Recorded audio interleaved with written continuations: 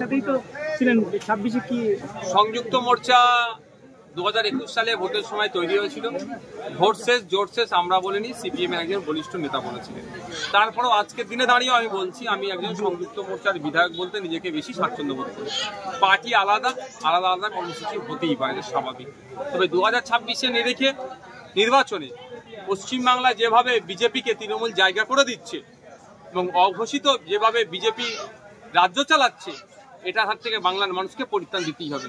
সেই জন্য আমরা বৃহত্তর স্বার্থের কথা ভেবে লেফট ফ্রন্ট, জাতীয় কংগ্রেস, আইএসএফ, আরো যে সমস্ত রাজনৈতিক দলগুলো আছে, আমরা চেষ্টা করছি এক জায়গাতে এক ছাতার তলায় নিয়ে এসে অবিজেপি অতৃণমূল সমস্ত শক্তিকে এক করে বিজেপি এবং তৃণমূলের বিরুদ্ধে রাজনৈতিক লড়াই করতে এবং ভোটে কন্টেস্ট করতে।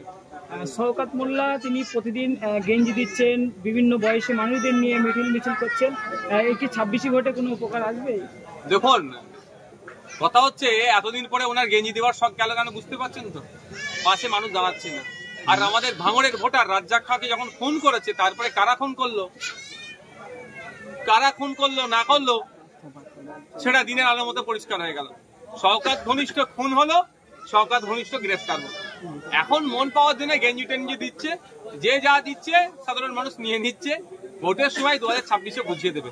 মহিলাদের নিয়ে একাধিকবার মিটিং করছেন বিভিন্ন অডিটোরিয়ামে, করতে পারে, তাদের রাজনৈতিক কর্মসূচি করবে, কে বারণ করেছে? একবার জন্য বারণ করছি না। 26-এ কোনো প্রভাব ফেলবে? দেখুন, 2021 সালে আমরা তখন সবের দল তৈরি করেছিলাম, আমাদের সম্পর্কে অনেক বাজে মন্তব্য করা হয়েছিল, একটা ভুল বার্তা ছড়ানো হয়েছিল বিজেপি নাকি চলে আসবে। ফলে আমরা 26,151টি ভোটে ব্যবধানে জিতেছিলাম, 1,09,000 সামথিং ভোটও পেয়েছিলাম।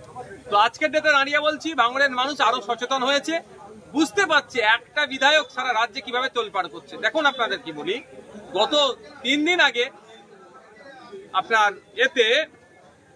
দুর্গাপুরে, পশ্চিমবাংলাতে, যেটা উত্তরপ্রদেশে, মধ্যপ্রদেশে, গুজরাটে, আসামে আমরা দেখতে পাই, পশ্চিমবাংলাতে গরু নিয়ে ছিল বৈধ কাগজপত্র থাকার পরে মারধর করে মাথা টাথা ফাটিয়ে দিয়েছে, গলায় দড়ি দিয়ে প্রায় প্রাণে মারার চেষ্টা করেছে। এই ঘটনা ঘটলো, কেউ কথা বলেনি, কেউ যায়নি, একাই আমি গিয়েছিলাম ভাঙড়ের বিধায়ক।